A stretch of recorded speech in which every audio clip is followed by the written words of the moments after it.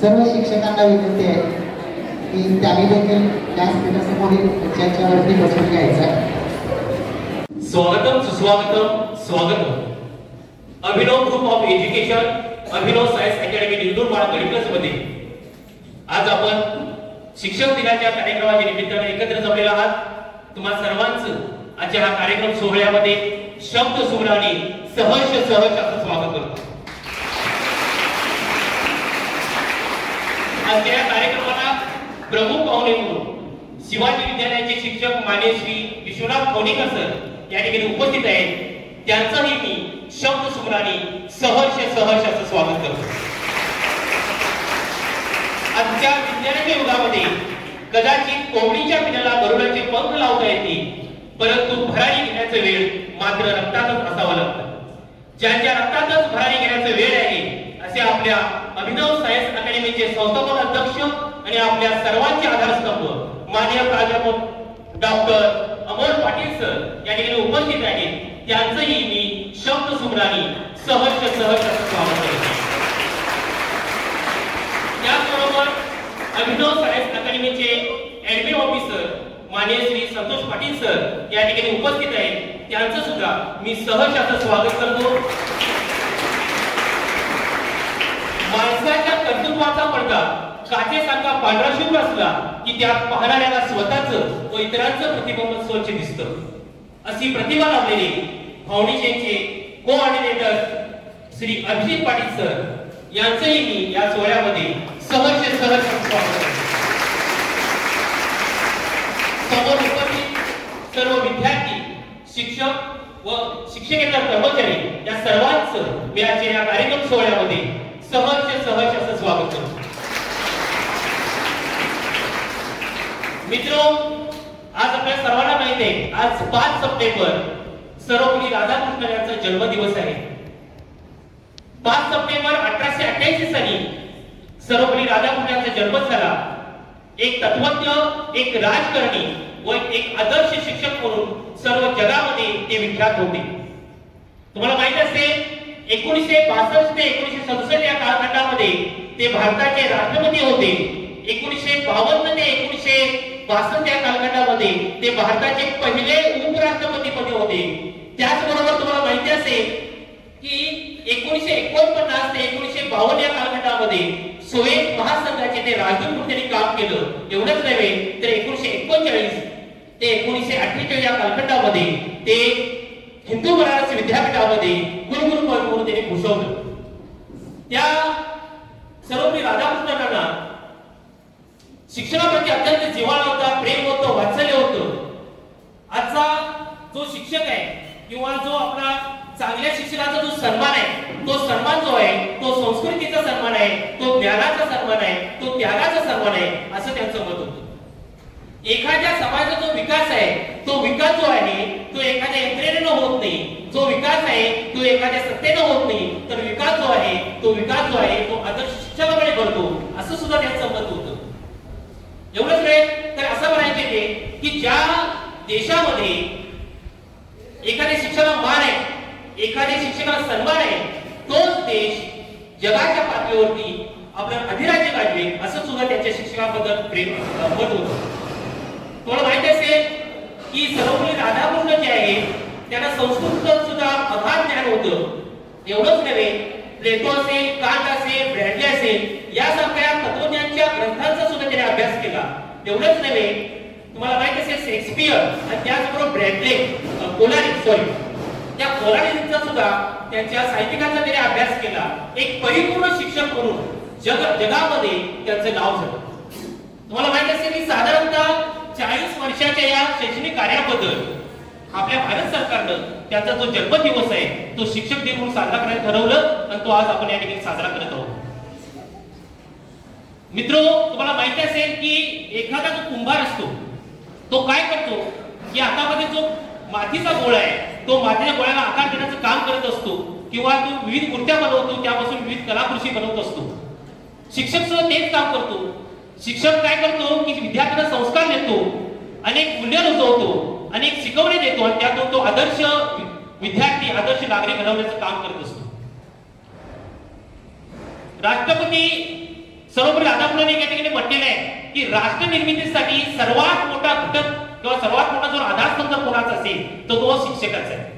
बाळांनो, तुम्ही आता आज 5 सप्टेंबर आहे, काही जण शिक्षक होती, काही जण शिक्षकाच्या पेशामध्ये आलेले, काही जणांना शिक्षकाचं अध्यापनाचं काम करायचं आहे. आतापर्यंत तुम्ही काय करत होता? अध्ययन करत होता. आज तुम्हाला काय करायचं आहे? अध्यापनाचं काम करायचं आहे. म्हणजे शिक्षकाचं अध्यापनाचं काम किती अवघड असतं हे याची जाणीव तुम्हाला या ठिकाणी आज येईल बाळांनो.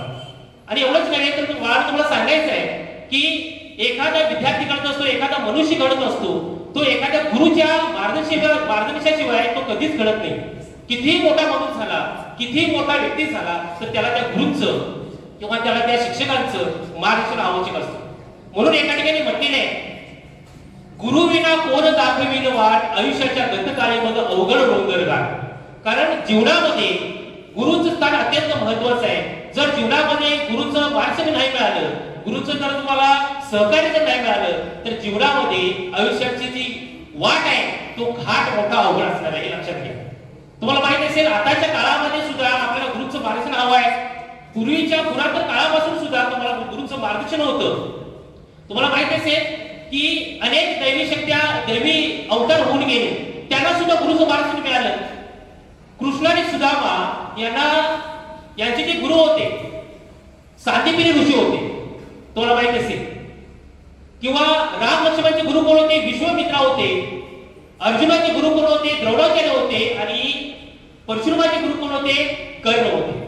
आज आपल्या सर्वांना परशुराम माहित आहे, आज आपल्या सर्वांना राम लक्ष्मण माहित आहे, आज आपल्या सर्वांना कृष्ण सुदामा माहित आहे. पण खऱ्या अर्थानं ते जे घडले ते फक्त गुरुमुळे आणि शिक्षकामुळे. त्यामुळे एक लक्षात घ्या बाळांनो, शिक्षकाची महती व्यक्त करत असताना एक ठिकाणी रघुनाथ म्हणतात, गुरु थोर म्हणावा की देव थोर म्हणावा, नमस्कार आधी तुलाच करावा, मला वाटते की गुरु थोर आहे तयाशी योगे रघुनाथ पाय. जर तुमच्यासमोर प्रश्न पडला की गुरुला थोर म्हणायचं की देवाला थोर म्हणायचं, तर याचं उत्तर काय? तर याचा उत्तर आहे गुरु. नमस्कार आधी कुणाला करायचा? पहिल्यांदा गुरुला करायचा, देवाला नंतर करायचं. याचं कारण काय? त्यांनी कारण पण सांगितलेलं आहे, कारण गुरुमुळे आपल्याला देव कळाला, म्हणून गुरुचं श्रेष्ठत्व हे या देवापेक्षा जास्त आहे. बाळांनो, आज आपण सर्वजण या ठिकाणी शिक्षकांच्या ऋणातून मुक्त होण्यासाठी या ठिकाणी एकत्र जमलेला. खऱ्या तर आज सर्वपरी राधाकृष्णांचा जन्मदिवस आहे. त्याचबरोबर तुम्हाला माहित असेल की आज जेपी नाईक यांचा सुद्धा आज जन्मदिवस आहे. आज आपल्याच भागातली जेपी नाईक इथून मला वाटते 5-6 किलोमीटर अंतरावर असलेले बहिरेवाडी नावाचं एक गाव आहे. त्या बहिरेवाडीमध्ये त्याचा जन्म झाला. अत्यंत गरीब कुटुंबातला हा विद्यार्थी नंतर त्यानं फार मोठं नाव कमवलं. एक शिक्षण तज्ञ म्हणून जगभरामध्ये त्याची ख्याती झाली. तुम्हाला माहिती असेल साधारणतः 1997च्या काळामध्ये युनेस्कोनं एक G100 या देशामधल्या तज्ञ शिक्षण तज्ञाची यादी जाहीर केली. त्या यादीमध्ये भारतातले 3 होते. एक होते महात्मा गांधी, दुसरे होते रवींद्रनाथ टागोर, तिसरे होते जेपी नाईक. या जेपी नाईकांचा सुद्धा आज या ठिकाणी जन्मदिवस आहे. आज खऱ्या अर्थानं दुग्ध शर्करा योग आहे. म्हणजे एका ठिकाणी एक सर्वपरी राधाकृष्णांचा जन्मदिवस आणि दुसऱ्या बाजूला या ठिकाणी शिक्षण तज्ञ या जेपी नाईकांचा जन्मदिवस आहे. आज आपण सर्वजण या ठिकाणी शिक्षकाविषयी कृतज्ञता व्यक्त करण्यासाठी या ठिकाणी जमलेला. खऱ्या अर्थानं आपण शिक्षकाच्या ऋणातून कधीच मुक्त होऊ शकत नाही, पण किमान आपण शिक्षकाविषयी कृतज्ञता व्यक्त करू शकतो. या निमित्तानं आपण सर्वजण या ठिकाणी जमलेला. पुन्हा एकदा तुम्हाला सर्वांना मी या ठिकाणी शिक्षकांची शुभेच्छा देतो. आणि या ठिकाणी मी माझे गुरु असतील, माझे आई वडील असतील, त्यांच्यासमोर लीन होतो, नतमस्तक होतो आणि माझ्या 2 मिनिटांचा प्रास्ताविक संपवतो. जय हिंद, जय भारत, जय हिंद.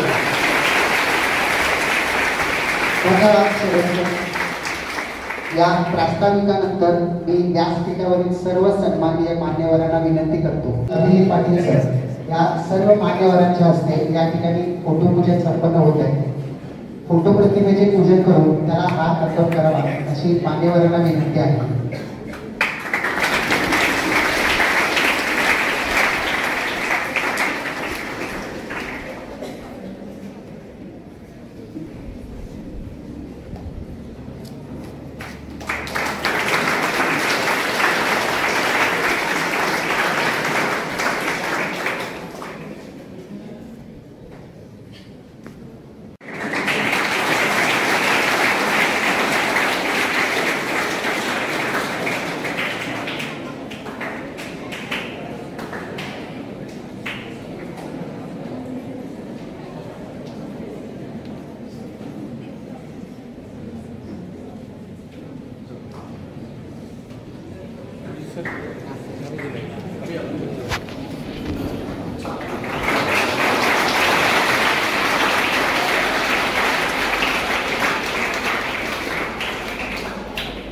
सर्व मान्यवरांचे धन्यवाद.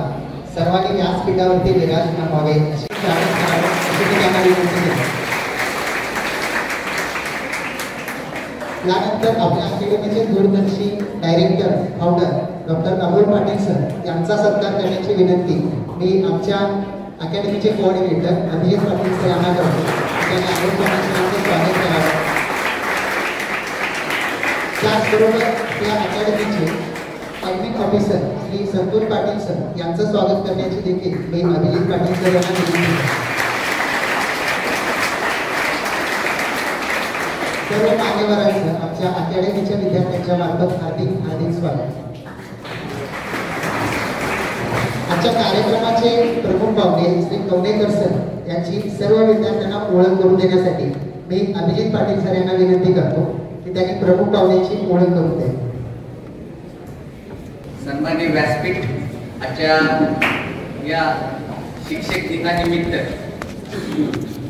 आपल्याला एक चांगले वक्ते मार्गदर्शक लाभलेले श्री विश्वनाथ कोनेकर सर, त्याचबरोबर आपल्या या अभिनव परिवाराचे सर्व अभिनव ग्रुप ऑफ एज्युकेशनचे संस्थापक अध्यक्ष डॉक्टर अमोल पाटील सर, आपल्या या अभिनव ग्रुप ऑफ एज्युकेशनचे ॲडमिनिस्टर ऑफिसर प्राध्यापक संतोष पाटील सर, माझा सगळा स्टाफ आणि सगळ्यात महत्त्वाचं म्हणजे आत्ता जो कार्यक्रम ज्यांच्यासाठी लागू केलेला आहे असे माझे सगळे चांगले विद्यार्थी आणि माझे पण गुरु, त्यांना सगळ्यांना माझा पहिला नमस्कार.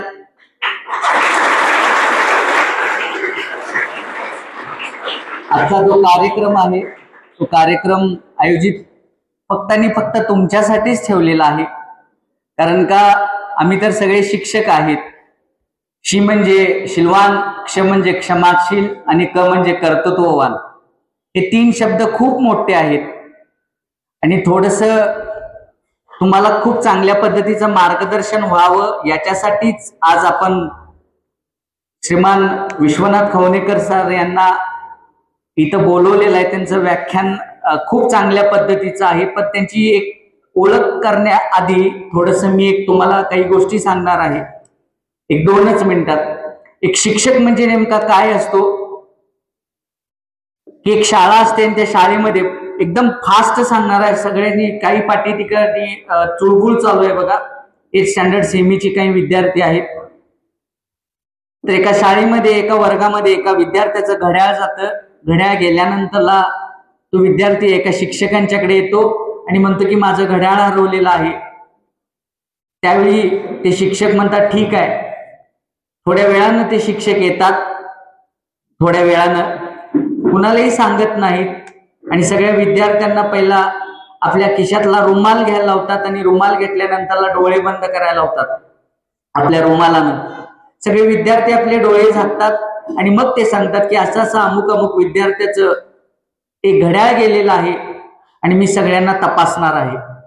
त्यावेळी ते शिक्षक सगळ्या विद्यार्थ्यांचे खिशे तपासतात आणि खिशे तपासल्यानंतरला एका विद्यार्थ्याच्या खिशामध्ये ते घड्याळ सापडतं. सापडल्यानंतरला काही वेळानं शिक्षक विद्यार्थ्यांना डोळे उघडायला लावतात आणि ज्याचं हरवलेलं घड्याळ होतं ते द्यायला लावतात. त्याच्यानंतरला 20-25 वर्षानंतरला पुन्हा त्याच शाळेमध्ये एक असाच कार्यक्रम असतो आणि त्या कार्यक्रमामध्ये एक मोठा उद्योगपती एक वक्ता आलेला असतो ज्यानं खूप यश संपादन केलेलं असतं. त्याच शाळेमध्ये, आणि ते शिक्षक तिथं असतात. कार्यक्रम मोठ्या उत्साहात साजरा होतो. त्या कार्यक्रमाचे अध्यक्ष एक मोठा उद्योगपती असतो. तो उद्योगपती भूषवतो, मुलांना मार्गदर्शन करतो. कार्यक्रम झाल्यानंतरला तो विद्यार्थी त्या शिक्षकांच्या पायामध्ये लोटांगण घालतो आणि रडायला लागतो. सर तुम्ही ओळखलात काय मला? तर ते म्हणतात की नाही, माझी ओळख सांगतो. एका वेळी 20 वर्षापूर्वी एक वर्गामध्ये घड्याळ हरवलेलं होतं आणि ते घड्याळ चोरण्याचं जे काम आहे ते मी केलेलं होतं. पण तुम्ही त्यावेळी मला, आता खूप नीट आहे का, की त्यावेळी तुम्ही मला असं मारलात का नाही, ओरडलात का नाही? त्यावेळी त्या शिक्षकाने उत्तर असं दिलेलं होतं की ज्यावेळी मी तुम्हा सगळ्यांना डोळे बंद करायला लावलेले होते त्यावेळी मी सुद्धा स्वतःचे डोळे बंद केलेले आणि तुमच्या सगळ्यांचे खिसे तपासले. आणि मग तू होतास की मतास मला माहिती नाही, पण तू खूप चांगल्या पद्धतीने आता ते कबूल केलास.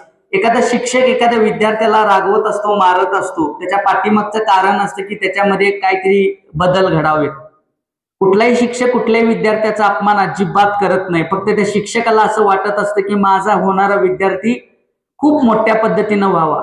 ज्यावेळी आपल्या या IIT मेडिकल फाउंडेशनचे विद्यार्थी प्रत्येक परीक्षेमध्ये ज्यावेळी येतात त्यावेळी ऊर भरून येतो.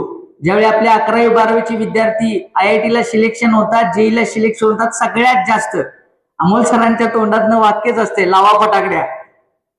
म्हणजे एक खूप प्रचंड मोठा आनंद येतो. ज्यावेळी आज आपल्याकडे रोहिणी असेल, त्याच्यानंतर अभिमान असेल, ही जी विद्यार्थी आहेत आपले नीटला झाले सिलेक्शन, त्यांच्या वडिलांनी जेवढं कौतुक केलं नसेल तेवढं आमच्या इथल्या शिक्षक लोकांनी कौतुक त्यांचं केलेलं आहे प्रत्येक वेळी. तर याच्यासाठीच एक विद्यार्थी घडावा यासाठीच शिक्षक प्रयत्नशील असतात. आणि म्हणूनच बघा आज आपल्या कार्यक्रमासाठी विश्वनाथ खवणेकर सर जे छत्रपती विद्यालयाचे खूप गुणवंत महान असे शिक्षक आज आपल्याला मार्गदर्शन करण्यासाठी आलेले आहेत. त्यांचं अध्यापनाचं जे काम आहे ते 30 वर्ष आहे. 30 वर्ष आजपर्यंत अविरतपणे सेवा करत आहेत. त्यांचा प्रचंड असा दांडगा मोठा असा अनुभव आहे. ते फक्त शिक्षक नाही आहेत, तर ते खूप मोठे गाजलेले व्याख्याते सुद्धा आहेत. छत्रपती शिवाजी महाराजांच्या विषयी आजपर्यंत 185 व्याख्यानं त्यांनी महाराष्ट्रभर अनेक चांगल्या चांगल्या ठिकाणी त्यांनी दिलेली आहेत. दुसरी गोष्ट, तुम्ही त्यांच्याकडे बघितलं असाल, जसं म्हटलं जातं छत्रपती शिवाजी महाराज सुद्धा खूप छोटे होते, मूर्ती लहान पण कीर्ती महान, तसंच त्यांचं एक व्यक्तिमत्व आहे. आज पंचायत समितीमध्ये जी शिक्षक सेवक पतसंस्था आहे त्याचे ते स्वतः चेअरमन आहेत. आणि सगळ्यात आनंदाची, एका शिक्षकाला जो एक त्याच्या सर्व्हिसमध्ये लाभलेला आदर्श शिक्षक पुरस्कार, महाराष्ट्र शासनाचा आदर्श शिक्षक पुरस्कार सरांना खूप कमी वेळामध्ये मिळालेला आहे. त्याचबरोबर ते स्वतः ज्यावेळी BEd ला असते वेळी एक शासनाचं, महाराष्ट्र शासनाचं एक मेडल भेटतं, एक वक्ता कसा असावा, त्याच वेळी विद्यार्थी दशेत त्यांना गोल्ड मेडल मिळालेलं आहे. असे आपल्याला आज मार्गदर्शन करणारे वक्ते लाभलेले आहेत. आणखीन एक ओळख त्यांची आहे की त्यांची कन्या आमच्या फाउंडेशन मध्ये इयत्ता 10वीला शिकते, अनुष्का खवणेकर. तर सर तुम्हाला खूप खूप मी पुन्हा एकदा ऍज अ कोऑर्डिनेटर म्हणून आपल्या अभिनव IIT मेडिकल फाउंडेशनच्या माध्यमातून तुमचं स्वागत करतो. आणि आमच्या मुलांना खूप चांगल्या पद्धतीनं तुम्ही मार्गदर्शन करावं ही विनंती करतो. आणि माझे जे 2 शब्द जे तुम्ही दिलात मला बोलण्यासाठी सर, त्याबद्दल मी आभार व्यक्त करतो. धन्यवाद. नमस्कार, माझे नाव दीपाली मुरलीधर बंडगे. मी इयत्ता 9वी मध्ये शिकते. आज 5 सप्टेंबर म्हणजेच शिक्षक दिन. खूप शुभेच्छा. तुम्हाला उत्तम निरोगी आयुष्य लाभो हीच ईश्वरचरणी प्रार्थना. आजच्या या दिवशी मी तुमच्या समोर एक प्रार्थना सादर करीत आहे. प्रार्थनेचे बोल आहे, विद्यालय हे मंदिर सुंदर. विद्यालय हे मंदिर सुंदर, प्रयाग जणू हे प्रज्ञेचे, ज्ञान दिवाळी शोभे उजळी, प्रसन्न गृह हे विद्येचे, समता ममता त्याग बंधुता, सेवा गुण हे नित्य स्मरा,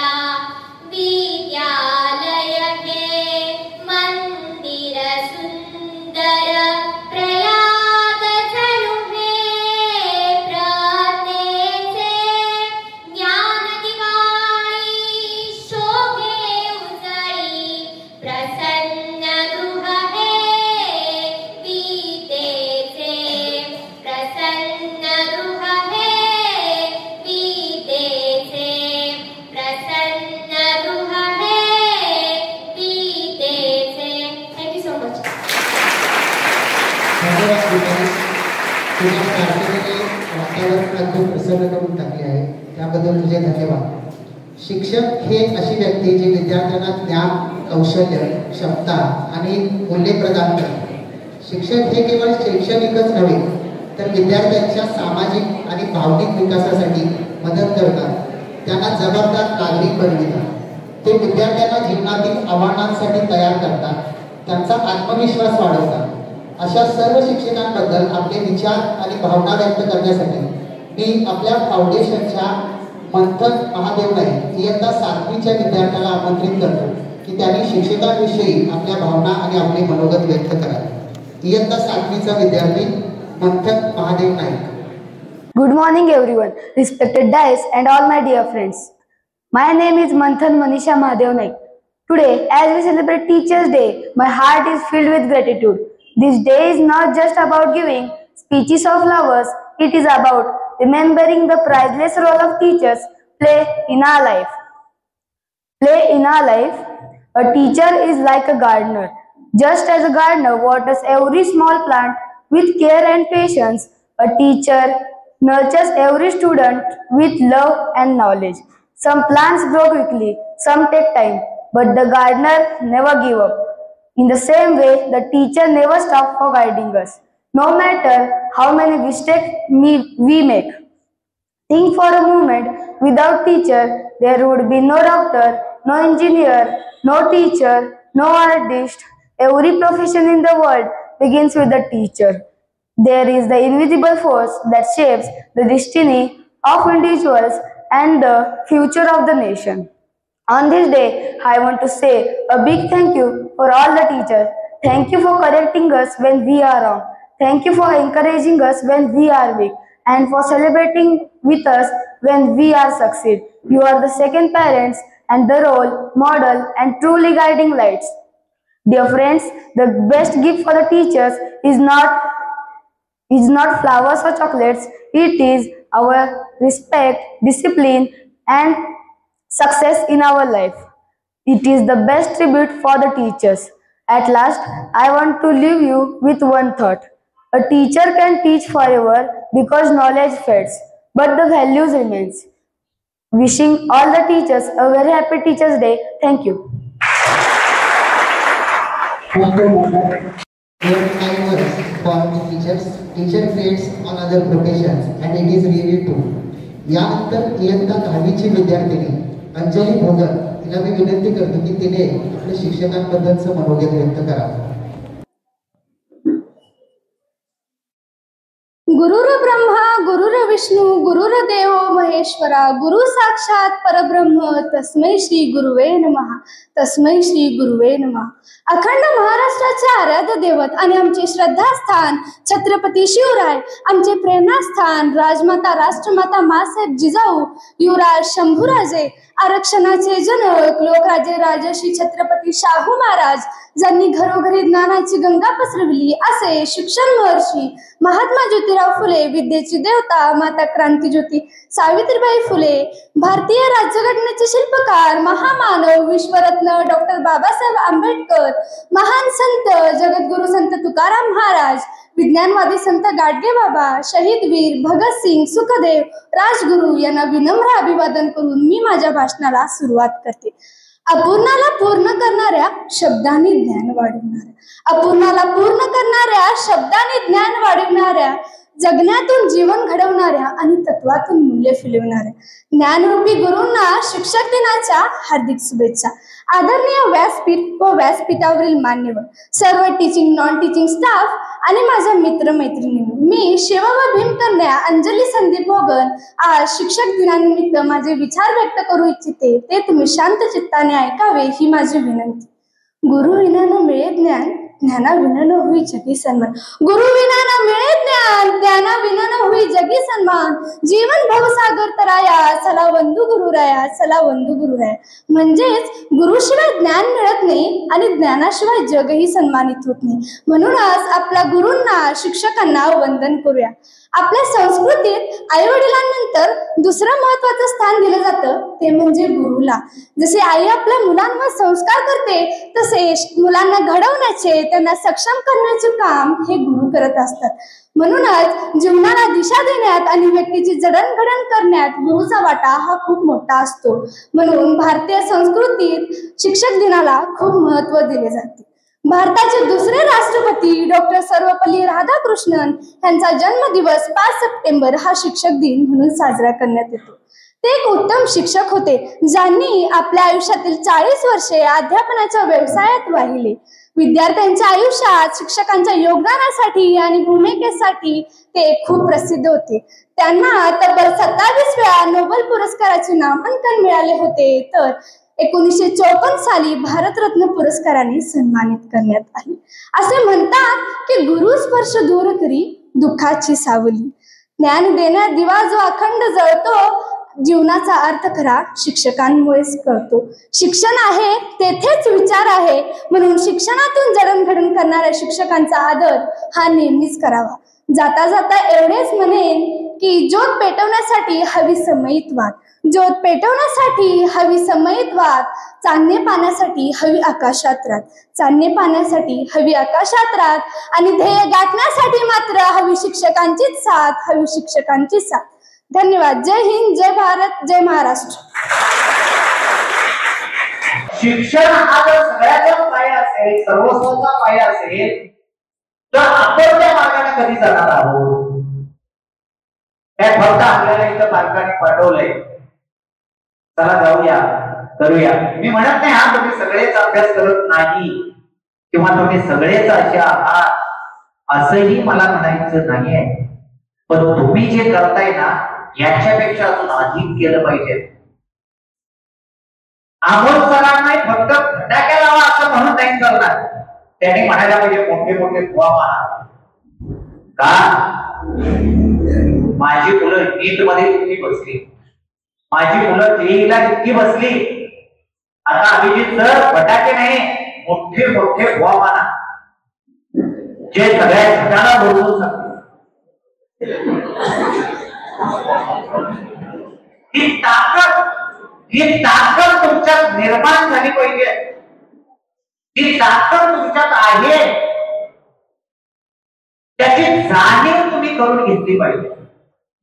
लक्षात येतं का? त्याची जाणीव तुम्ही स्वतः करून घ्यायला हवी की नाही आमच्यात ही ताकद आहे, माझ्यात ही ताकद आहे. बऱ्याच अंशी तुमच्यामध्ये काय होते माहितीये, मरगळ जास्त. आणखी एक गोष्ट जाणीवपूर्वक सांगतो, तेवढी गोष्ट आजपासून कायमपणे लक्षात घ्या. प्रत्येक गोष्टीवरती इतरांच्यावर अवलंबून राहू नका. ते सोडा. घरात पालक असतील त्यांच्यावरही अवलंबून राहणं सोडून द्या. शाळेमध्ये शिक्षक असतील त्यांच्यावरही प्रत्येक गोष्टीला अवलंबून राहणं सोडून द्या. स्वतः काय करता येतं ते पहा ना. करू शकताय तुम्ही. सगळ्यासाठीच आपण कुबड्या घेऊन चालावा अशातलाही काही भाग नाही. प्रत्येक गोष्टीला आपल्याला कुबडी कशासाठी हवी? नको ना ती कुबडी, काढून टाका सगळ्या कुबड्या. नाही मी स्वतः करू शकते, मी स्वतः करू शकतो, मला माझ्या पंखामध्ये इतकी गरुड झेप घेण्याची इतकी ताकद आहे की मी ते करू शकतो. मग यापूर्वी तुम्हाला काही संकट आले असतील विसरून जा, काही मरगळ आली असेल, काही देशात मार्क्स कमी पडले असतील, सगळं विसरून जा. पण आजपासून मी करू शकतो ही ताकद तुमच्यात निर्माण, ही ताकद तुमच्यामध्ये आली पाहिजे. लक्षात आली पाहिजे, निर्माण केली पाहिजे. वि. स. खांडेकर आपल्या एका पुस्तकामध्ये म्हणतात, माणसाच्या मनाला भविष्याच्या द्रोणपंखाचं वरदानही लाभलेलं आहे. एखादा स्वप्न पाहणं, ते सत्यात उतरवणं, ते सत्यामध्ये उतरवण्यासाठी धडपडणं आणि त्या धडपडण्यातला आनंद लुटणं, हा खरा मानवी धर्म आहे. आणि त्यातून जर एखादं स्वप्न खरं पावलंच तर रक्ताळलेल्या पायाला नव्या स्वप्नामागे धावणं, या गरुड भराची झेपी माणसाच्या मनाला लाभलेली आहे. आणि हाच खरा माणसाच्या मनाचा धर्म. हा धर्म आपल्याला पाळता आला पाहिजे. आपल्या मनामध्ये त्याची ताकद आहे हे समजलं पाहिजे आपल्याला. काय हो, समोर येणारे बघते, मग यापूर्वी प्रस्तावना केलेले आमच्या सर असतील, अमोल सर असतील, अभिजित सर असतील, मी असेल, आम्ही बरीच उदाहरणं सांगितली तुम्हाला किंवा सांगत असतो. तुम्हाला काय वाटतंय माहिती? हे काय उदाहरण सांगतात. आता त्या उदाहरणाप्रमाणे आम्ही काय करायचं? मी समजा इथं तुम्हाला सांगितलं छत्रपती शिवरायांनी 14व्या वर्षी शपथ घेतली, 15व्या वर्षी तोरणा घेतला, तोरणावरती तोरण बांधलं. तुम्ही म्हणणार सर आम्ही आता कशाला तोरण बांधावं? बरोबर आहे का? हा तुमच्या मनातला प्रश्न असतो. नक्की 100% तो प्रश्न तुम्हाला पडतो. आम्ही सांगत असताना तुम्हाला तोरण बांधा हे सांगत नसतो. तर 15व्या वर्षी त्याने काय केलं हे समजून घेतलं पाहिजे. 14व्या वर्षी जो शपथ घेतो स्वतःच्या रक्ताचा अभिषेक करून महादेवाला. विचार करा, तुमचं वय आता 14-15 वर्षाचं आहे, 13-14 वर्षाचं आहे. काय होत ती तुमच्यामध्ये? तुम्ही म्हणणार सर त्याच्यात काय रक्त जरा कापायचा आणि मारायचं. बरोबर आहे ना? ही शपथ घेणं म्हणजे रक्त पाजळणं नव्हे. इतिहास बदलला, इतिहास. छत्रपतींनी इतिहास बदलला 14व्या वर्षी. 350 वर्षाची मोगलाई त्यांना पादाकांत करायची होती, पायाखाली घालायची होती. हा इतिहास त्याने निर्माण करायचा संकल्प 14व्या वर्षी घेतला. तो संकल्प आज तुम्हाला 14व्या वर्षी करायचा आहे. तुम्हाला फार मोठं कुणाशी लढायचं नाहीये. तलवारी घेऊन ढाली घेऊन लढायला मैदानावर जायचं नाहीये. वाघनाट्या घेऊन अफजलखानाला पाडायला आपल्याला जायचं नाहीये. पण तुमच्या समोर संकटाचा जो अफजलखान उभा आहे त्याला कसा पाडणार? ती पाडण्याची ताकद आपल्यात निर्माण झाली पाहिजे. आणि ही ताकद तुम्ही बाहेरून येऊन होत नाही, ती तुमच्या विचाराला निर्माण झाली पाहिजे. समोर अजून एक काम आहे. ही ताकद तुमच्यात निर्माण झाली पाहिजे. कंटाळा का? तुम्हाला कंटाळा आलेला आहे का? नाहीतर आपण थांबू, काय प्रॉब्लेम नाही. ही ताकद निर्माण करण्याची जिद्द तुमच्या मनामध्ये असली पाहिजे. ती निर्माण करा. लक्षात घ्या, संकट येतात जातात, संकटाला ठिकाण बसू नका, दाद देऊ नका. नाही, माझ्या कंपनी इथं पाठवलंय, मला काहीतरी इथं करायचं आहे, अभिनव अकॅडमीचं नाव मोठं करायचं आहे, शहरात बोर्ड लागले पाहिजे, असं मला काहीतरी करून दाखवायचं आहे. ही जिद्द मनामध्ये निर्माण करा. ही जिद्द मनामध्ये तुमच्या स्वतः निर्माण करा, तेव्हा तुम्ही खरंच काहीतरी करू शकता. लक्षात घ्या, भरपूर काही करू शकता. विचार करा, छत्रपतीने निर्धाराची तळ केला, 34 गर्दे आणि 4 लाख म्हणूनचा मुलूक औरंगजेबाला देऊ केला. आणि त्याच्यात दुसरी अट म्हणून औरंगजेबाला भेटायला आग्र्याला जायचं मान्य केलं. औरंगजेबाला भेटायला, जो अखंड हिंदुस्थानचा बादशाह, अखंड हिंदुस्थानचा बादशाह आहे, असा औरंगजेब ज्याच्याकडे कोटीत सेना आहे,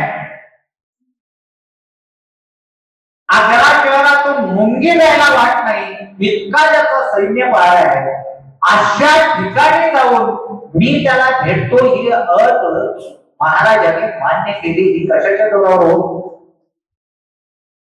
काय ताकद असेल त्या माणसाच्या मनाची, विचार करून बघ किती मोठी ताकद असेल.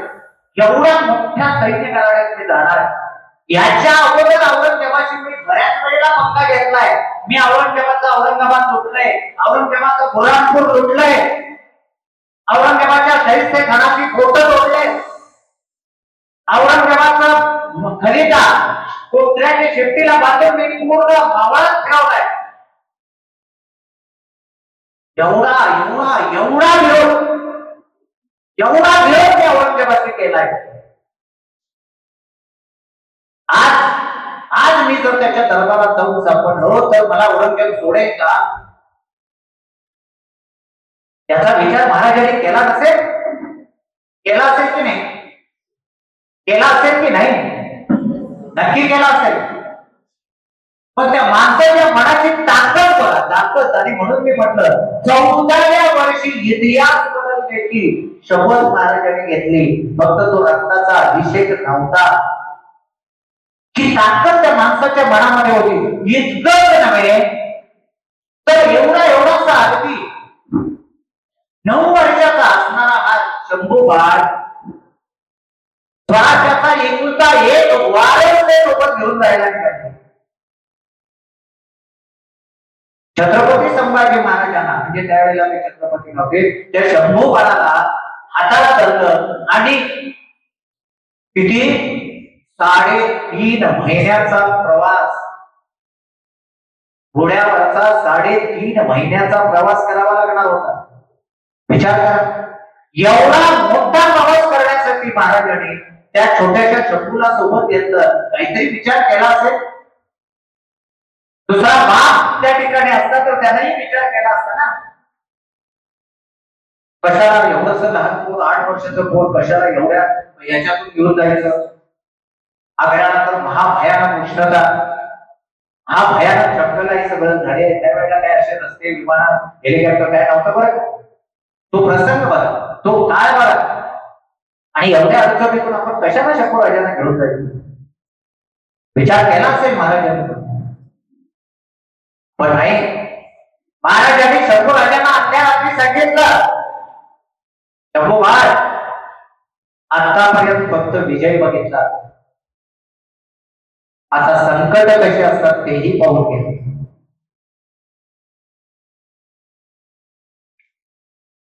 आज या वयातच संकटाचं मोजमाप करून ठेवा,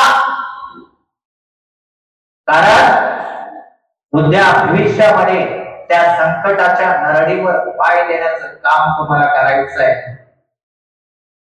असं सांगून महाराज शंभूराजाला घेऊन आग्र्याला गेले. बरं, आग्र्याचा एवढा मोठा प्रवास, विचार करा. बापले टोगे आहेत, सैन्य आहे, 350 सैन्य आहे, सोबत घोडे आहेत. काय म्हटले असतील लोक जाताना प्रवासात? महाराजांनी शंभूराजांना काय सांगितलं असेल? शंभू बाळ, मी नाही चाललो तर माझं या अख्ख्या महाराष्ट्र बँकेत माझं असं अकाउंट आहे, एसबीआय मध्ये असं अकाउंट आहे, त्याच्यात एवढे पैसे आहेत, त्याचा बिलकुल असा आहे, माझी इथे जागा आहे, माझं शेत आहे या ठिकाणी, असं सांगितले असते. काय स्विस बँकेमध्ये एखादा अकाउंट आहे, त्याला एवढे पैसे येतात, त्याचा पिन नंबर हा आहे, असं सांगितलं असेल. काय सांगितलं असेल त्यांना आग्र्यात पोहोचण्या अगोदरच महाराजांनी सांगितलं, शंभू बाळ, समोर दिसणारे जे उंच मनोरे आहेत ना, त्या आग्र्यामध्ये बांधलेल्या ताजमहालाचे आहेत. शंभू बाळाने विचारला, आबासाहेब, एवढे चकचकीत मनोरे आग्र्यामध्ये आहेत, मग आमच्या दख्खनमध्ये का नाही? एखादी इमारत का नाही?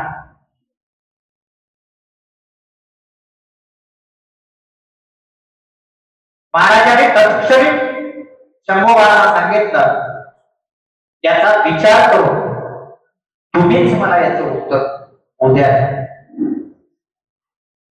अशाच काही दिवस गेले, होता न होता महाराज शंभू बाळ आग्र्याच्या दरबारात पोहोचले आणि मग तिथला अपमान वगैरे या गोष्टी सगळ्या तुम्हाला ठाऊक आहे, बऱ्यापैकी इतिहास माहित आहे. फक्त थोडं सांगतो मी. आणि मग औरंगजेबाने एक दिवस शंभू बाळाला विचारलं. काय विचारलं? शंभू, आपने ये ताजमहल देखा, हमारा किला देखा, क्या है तुम्हारे दफ्तर में जो ऐसा चमकता है? शंभू बाळाने क्षणाचाही उत्सर्ग न करता त्या औरंगजेबाला ताड करून उत्तर दिलं, बादशाह, हमारे दफ्तर में ताजमहल नहीं, किला नहीं, भव्य इमारत नहीं, चमकने वाला कोई भी नहीं, लेकिन हमारे दफ्तर में जो सह्याद्री का पर्वत है ना, वो आपसे जगमगाट से बहुत ही अच्छा है. शंभू महाराजांनी सांगितलं, तुमच्या या इमारती आणि हे सगळं चमकणारं ना, याच्यापेक्षा आमच्या दख्खनमध्ये असलेला हिमालय हा त्याच्यापेक्षा कितीतरी उंच आणि झगमगणार आहे. ही ताकद तुमच्या मनामध्ये आली पाहिजे, तुम्हाला ती निर्माण करता आली पाहिजे. लक्षात घ्या. दुसऱ्या एका प्रसंगामध्ये दिलेलं त्यांना शंभूराजाला विचारलं, शंभूराजे, बादशाह हा त्यांना 7-8 वर्षाचा मुलगा बघितलं तर राजभिंड रूप पाहिलं आणि त्या औरंगजेबाला त्यांना एक हत्ती दिला, जबरदस्त हत्ती भेट दिला. आणि हा दिलेर खानच्या दरबारातच या शंभू राजाला विचारतोय, शंभूजी, हमारे बादशाह ने आपको हत्ती दिया है, कैसे लेकर जाओगे दफ्तर में? संभाजी महाराजांनी उत्तर दिलं, अरे ये तो हत्ती है, उस पर बैठ के ले जाएंगे, नहीं आया तो उसे खींच कर ले जाएंगे, लेकिन हमारे आवा साहब ने आपके बादशाह को जो किले दिए हैं वो आप कैसे ले आएंगे? काय उत्तर देण्याची चाणाक्ष बुद्धी असेल विचार करा. ही प्रगल्भता तुम्हाला लाभली पाहिजे, तुमच्यामध्ये ती आली पाहिजे, तर क्षणी उत्तर देण्याची तुमच्यामध्ये कुवत निर्माण झाली पाहिजे. लक्षात घ्या. आणि हे करता येतं, प्रयत्नानं सगळं साध्य होतं बरं का. लक्षात घ्या, सगळं साध्य होतं. ही ताकद तुमच्यामध्ये निर्माण झाली पाहिजे. मी एक वेळ सेल्स टॅक्स ऑफिसरच्या मुलाखतीला गेलो. काय प्रसंग असतात बघ, आपण का केलं पाहिजे, ते का आपण शिकलं पाहिजे, प्रत्येक गोष्टीवर आपण बायकाईंना का लक्ष दिलं पाहिजे. मुलाखतीला आम्ही बसलो होतो, ते सगळं बोर्ड हा पूर्वीची घटना आहे ती, साधारण 1995 सालाची घटना आहे, 94. आणि ते सगळं बोर्ड असं बसलेलं होतं समोर. आणि मग एक एक उमेदवार जायचा, पुन्हा बाहेर यायचा, उमेदवार जायचा, पुन्हा बाहेर यायचा, मुलाखत चालू होती. तिथे लक्षात घ्या, तुम्हाला आता की आम्ही एवढं खूप तितकी ना तुमचे शिक्षक असो, आम्ही स्वतः सांगत असतो, या गोष्टी तुम्हाला आतापासून शिकणं हे फार गरजेचं. आतमध्ये गेलो मी आणि मी अगदी पटकनले या गावातून मी गेलो आयकर भवनात, मुंबई, त्या मुलाखतीसाठी. आता सर्वसामान्य आपण काय साधारण अभ्यास करणं, परीक्षा देणं, इतकंच आपल्याला इतकंच ठाऊक असतं, पुस्तकी ज्ञान आपल्याकडे असतं. त्याने गेल्याबरोबरच मला एक प्रश्न विचारला, आतमध्ये गेल्याबरोबर मला म्हणाले, या बसा, बस, थँक्यू. त्याने एकच पहिलाच प्रश्न विचारला, तुम्ही कोणत्या गाडीनं आला? हे सांगितलं, मी नेसरी मुंबई गाडी होती, काल संध्याकाळी माझ्या गावातून निघाली होती, त्या गाडीनं मी आलो. त्याने विचारलं, त्या गाडीचा नंबर काय होता? विचार करा, आता कोण माणूस त्या गाडीचा नंबर बघणार आहे?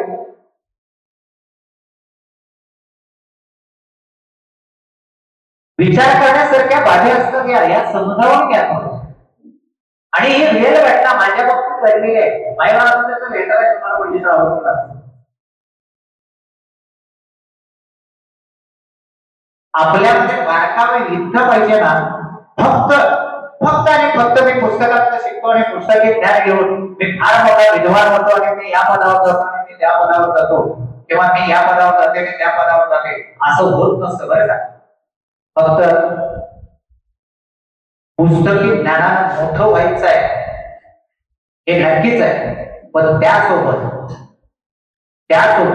जगाचं ज्ञानही आपल्या सोबत पाहिजे.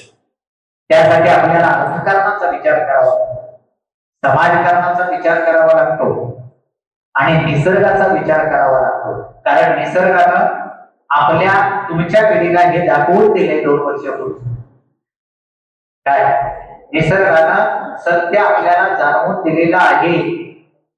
कोरोनानं एवढा आकाशात उठणारा माणूस 4 महिने जागच्या जागी बंद करून ठेवला. कोरोना सगळी जागा फिरायची थांबली. म्हणजे निसर्गासमोर आपण शून्य आहोत. तो निसर्गही वाचवण्याचा आपल्याला प्रयत्न केला पाहिजे. सोबत तुम्हाला अर्थकारणाचा विचार करावा लागेल. आज नाही उद्या तुम्ही अजून फार लहान आहात, 8वीला आहोत, 9वीला आहोत, 10वीला आहोत, आम्ही फार लहान आहोत असंही समजू नका. जग फार वेगानं धावायला लागलेलं आहे. जगाबरोबर आपल्याला धावावं लागेल.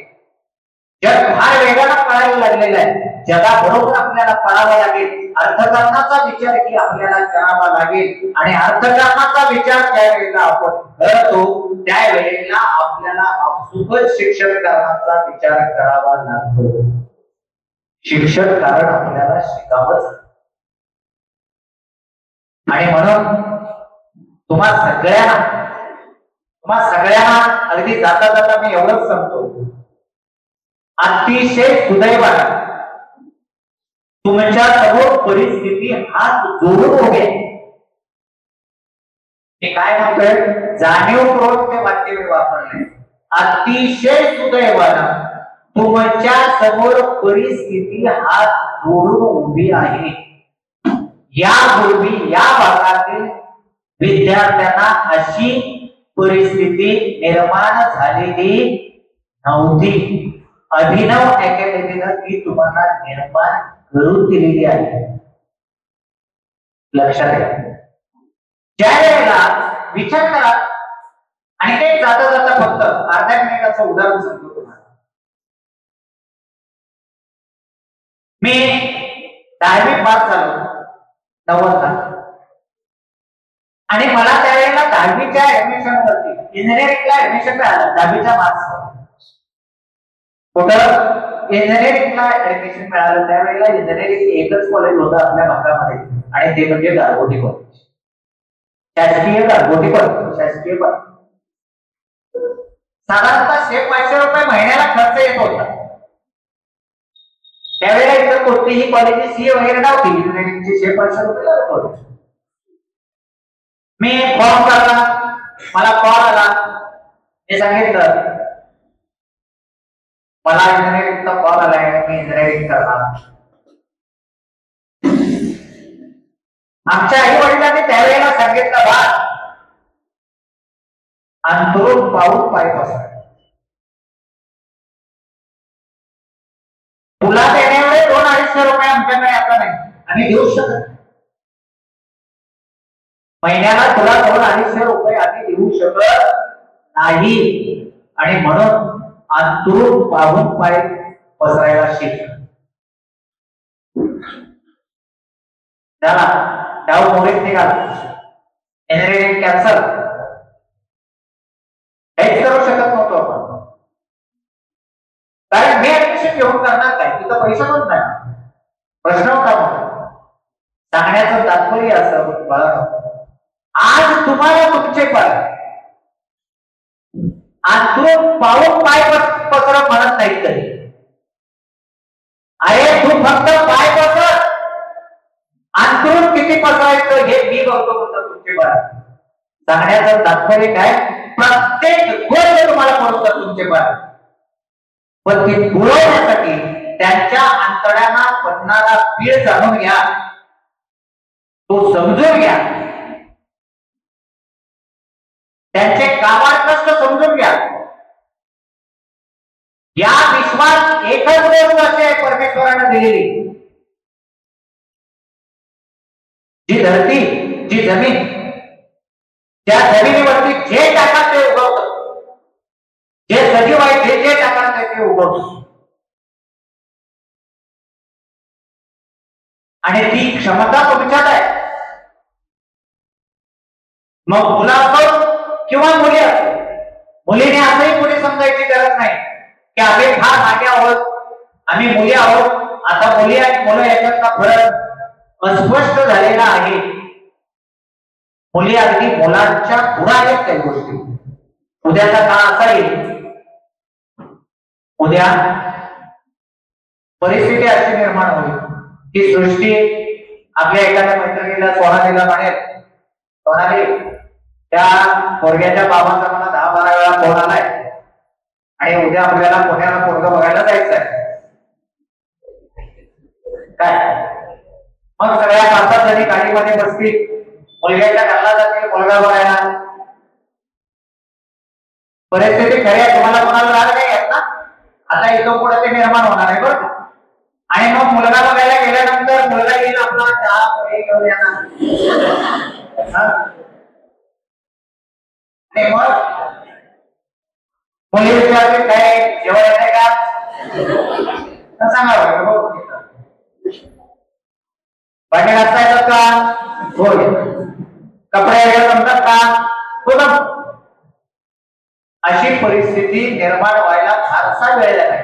लक्षात, हा तुमचाच काळ, हा तुमचाच काळ आहे. याचा अर्थ असा नव्हे की मुलांची माग आहे, पण बाळांनो तुम्ही सुद्धा असे काबाड कसे करा, नको त्या गोष्टीतून व्यस्त राहू नका. आणखी एक जाता जाता एक गोष्ट सांगतो तुम्हाला, काळजीपूर्वक आहे, अत्यंत काळजीपूर्वक. एक गोष्ट आहे का, तुम्ही रक्षाबंधन दिवशी ओवाळता मुली सगळ्या मुलांना भावांना, किंवा गुढीपाडव्या दिवशी मला वाटतं भाऊबीज म्हणतात त्याला, त्या दिवशी पण ओवाळतात, बरोबर आहे ना, भावांना ओवाळतात. त्या दिवशी तुम्ही एकच सांगायचं तुमच्या भावाला, स्वतःच्याच भावाला पण सांगायचं. तुम्हाला ते भेट वगैरे देतात ना, ते कॅडबरी चॉकलेट्स वगैरे, चॉकलेट डे, कॅडबरी वगैरे वगैरे काय त्या दिवशी एकच सांगायचं, दादा तुझा चॉकलेट, तुझा कॅडबरी वगैरे मला खायचं द्यायची जर ओवाळणी, तर फक्त एक गोष्ट जाणीवपूर्वक दे, एक गोष्ट मला काळजीपूर्वक आजसाठी माझ्यासाठी आजपासून काळजीपूर्वक एक गोष्ट तुझी बहीण म्हणून मला एक गोष्ट ओवाळणी, आणि ती म्हणजे जेवढा आदर तू माझी बहीण म्हणून ठेवतो तेवढाच आदर तू इतरांच्या बहिणीचा ठेव. जेवढा आदर तू माझी बहीण म्हणून ठेवतो तेवढाच आदर तू काय कर, इतरांच्या बहिणीचा ठेव. म्हणजे सगळेच प्रश्न मिळतील, कोणाला कॅन्डल मार्च काढण्याची गरजच लागणार नाही. मी काय म्हटलंय बऱ्यापैकी समजलं का, 9वी-10वीच्या मुलांना मुलींना काय नाही समजायला. हा, शिकण्याचं वय आहे तुमचं, लक्षात घ्या. भरपूर शिका, नको त्या गोष्टीतून अडकून बसू नका, नको त्या गोष्टीकडे. आणि आता काय म्हणजे प्रलोभन भरपूर आहे आपल्याला, भरपूर प्रलोभन आहे. स्क्रीन टाइम तुमचा एवढा वाढलाय, मोबाईलचा स्क्रीन टाइम ना भयानक स्क्रीन टाइम वाढलेला आहे. मी आपण तर मुद्दाम सांगतोय अभिजित सरांना फोन करून बऱ्याच वेळा, सर असं असं आहे काय करताय बघा सांगा.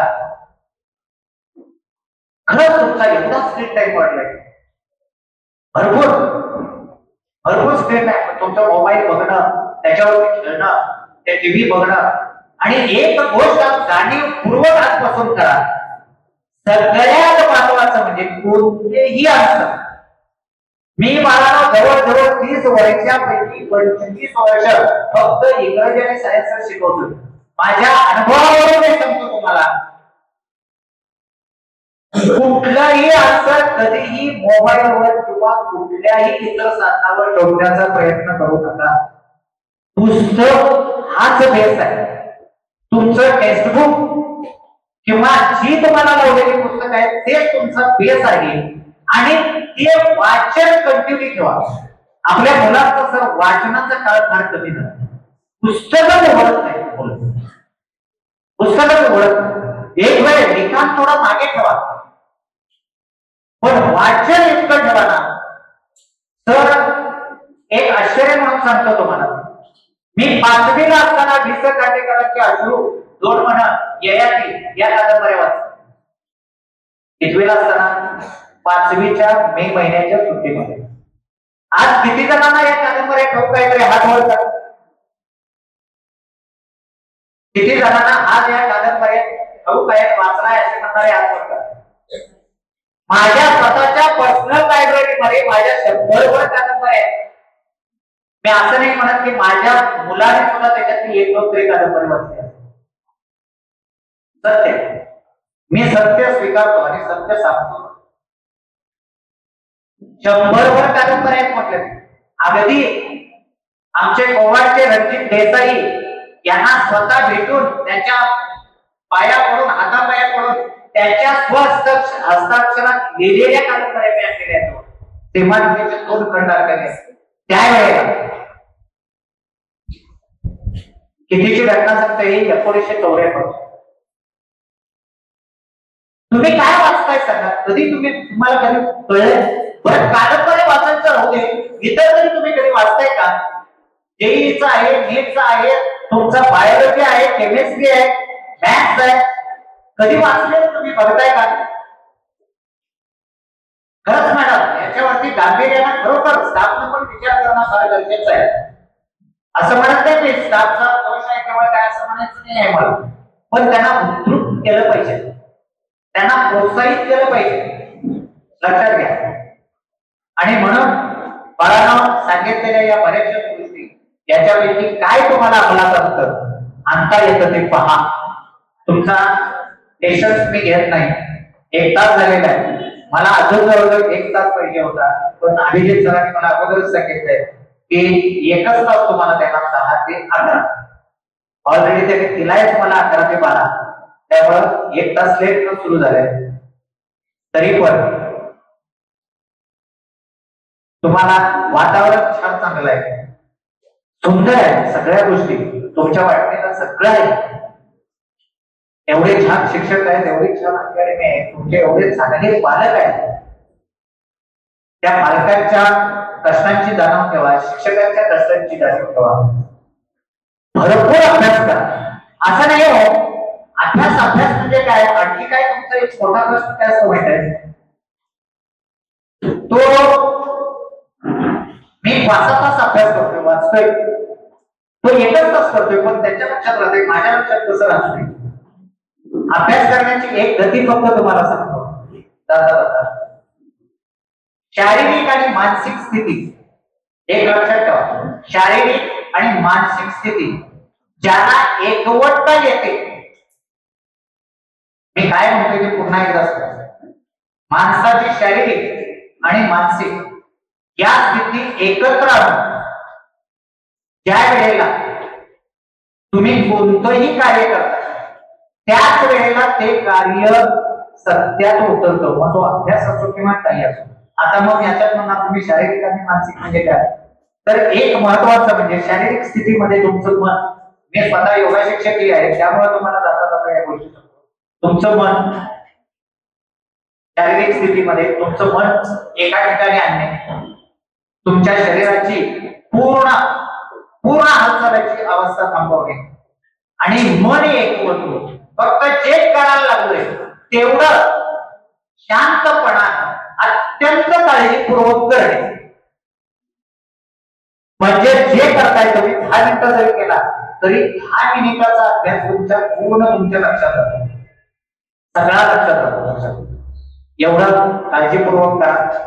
पुन्हा एकदा इथल्या सर्व गुरुवरी आता particular Abhijit sir, Amol sir या सर्वांना मला इथं बोलवल्याबद्दल त्यांचे मनपूर्वक धन्यवाद आणि